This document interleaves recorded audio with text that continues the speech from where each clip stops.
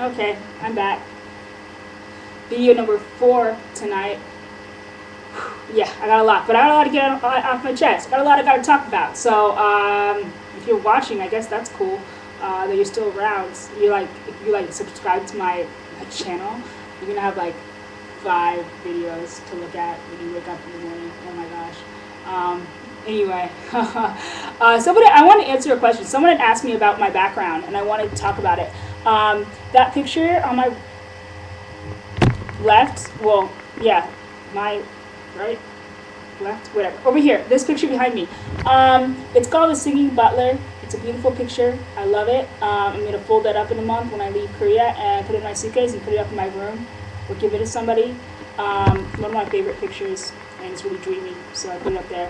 And then, oh, and it actually like matches that awful wallpaper, the pink flowers. I'm not a pink person, if you know anything about me, so, but it covers up that wall pretty well. And then that right there, bonus points if you know where that song comes from.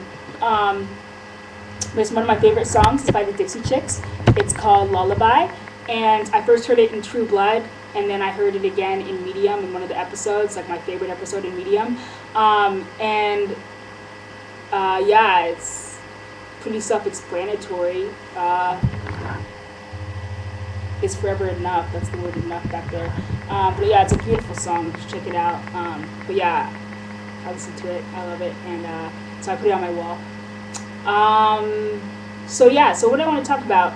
I want to talk about gender and identity. To be honest, I don't know any other INFJs, and I bring up INFJ. If you don't know what INFJ is, it's like a type for the Myers-Briggs personality, which I'm kind of obsessed with.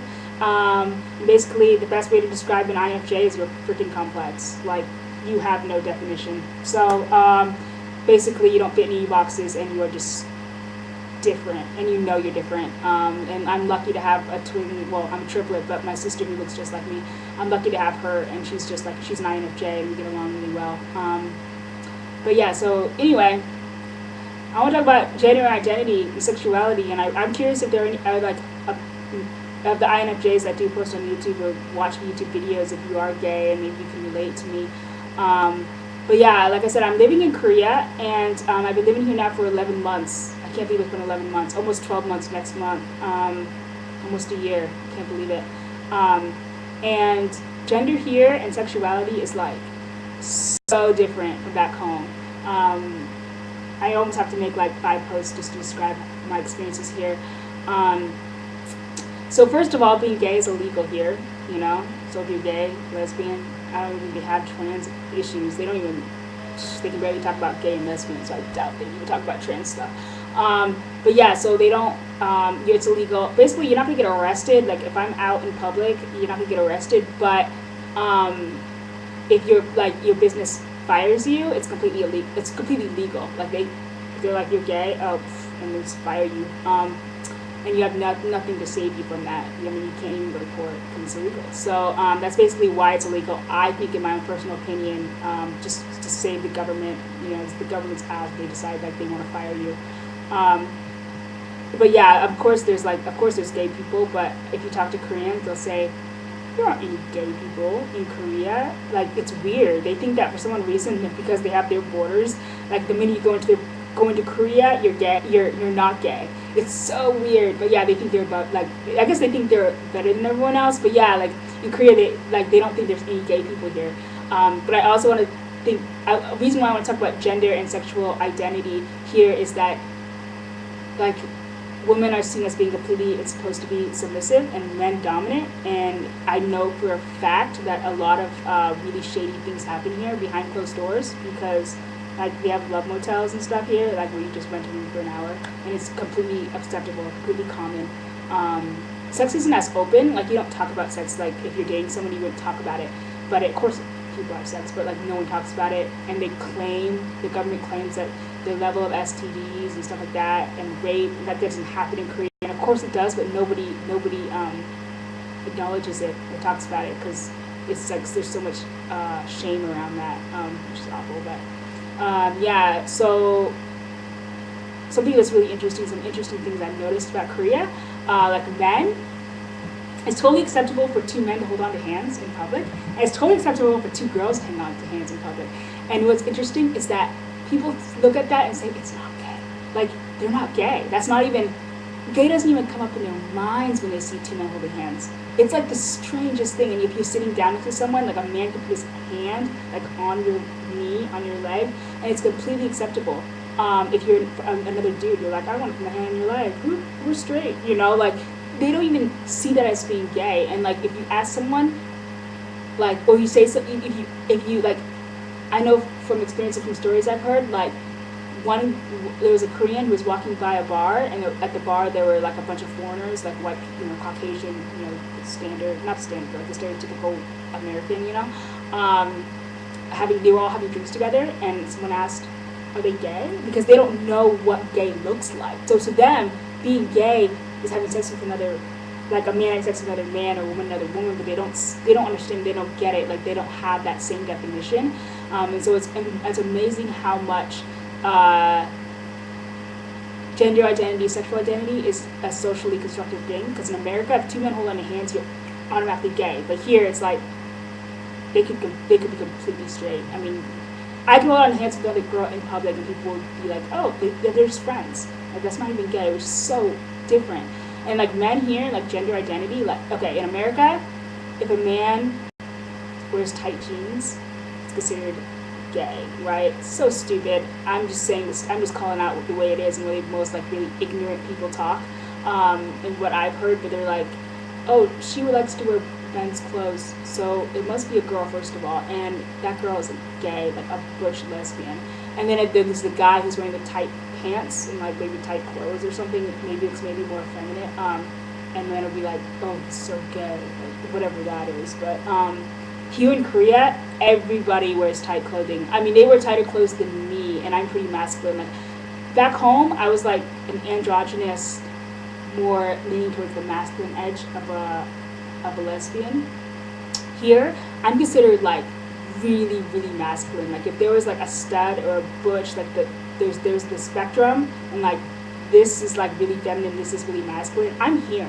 When back home, I was like more in the middle. Because I still liked wearing men's clothing, but I could still wear tight clothing. But like, even my men's clothing were still pretty like fitting.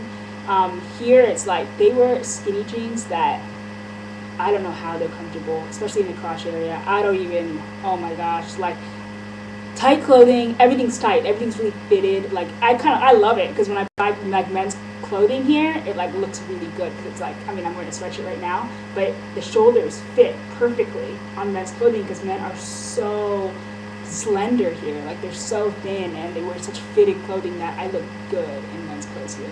So I've definitely gone on my shopping spree and bought a bunch of clothes, because I can go back home and like not be drowning in men's dress shirts, like, because here they're so tight. But yeah, so like if a man from Korea who dresses the way most standard men dress, if he went back to America, he'd be considered gay, or like really feminine. They really model their look after the European look, the European cut look. So that's really interesting. I find that most people think I'm a man here. I'm actually mistaken for a man most of the time, because I dress pretty masculine. And I'm actually really okay with that. I actually really like it. Because I don't mind. I like bending the gender. I like that they see me and are like, is she a boy or a girl? And I really like that I'm challenging them and their definition of gender. Because back in America, it's pretty freaking obvious. I wouldn't say, but most people who see me are like, I have pretty big, like, my top half's pretty big, just to be blunt. So, I don't like bind or anything. So a lot of people are like, yeah, obviously the woman looking at the top half, but your bottom half, you're like wearing men's clothes. So I wonder if you're a guy or a girl, but I'm gonna err on the side of girl. Your name's Rebecca, or whatever. So, but here it's that people were like really confused, and like I cut my hair, so I haven't like got it cut in a while. I'm giving me fade, but I cut my hair, and so people are like a little confused. But I'm cool with that. It's not a big deal. I found that my kids, like my little kitties, my 6-year-olds, they still love me. They could care less with my hair or what I look like. They're actually awesome. Kids are awesome. Like, they're the best, because they don't, all that socially constructed stuff hasn't been ingrained in their minds. But yeah, so like just gender identity and sexual identity here. I mean, I don't really talk much about sexual identity, but like if you're gay, you wouldn't say it. And Korea's, like I said, has the second highest rate of suicide.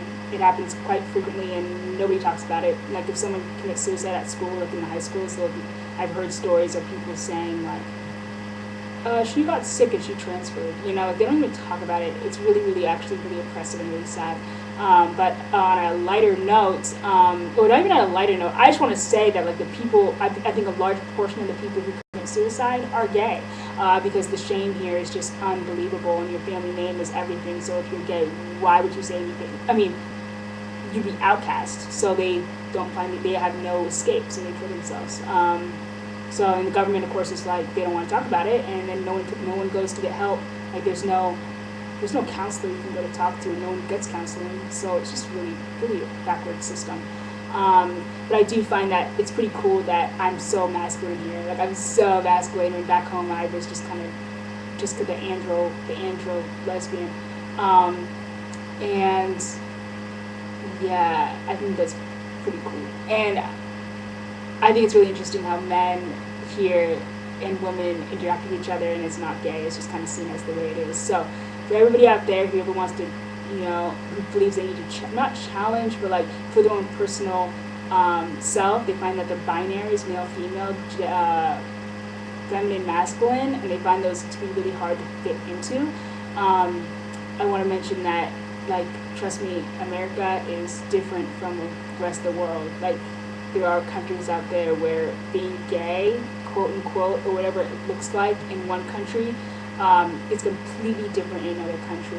I mean, I've traveled a lot of countries, and I've seen the differences, but the biggest and vastest difference I've seen is in Korea, and just the way men and women are.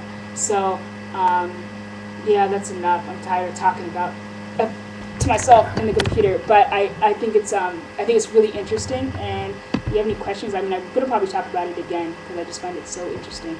But yeah, that's enough about gender and being an INFJ in Korea.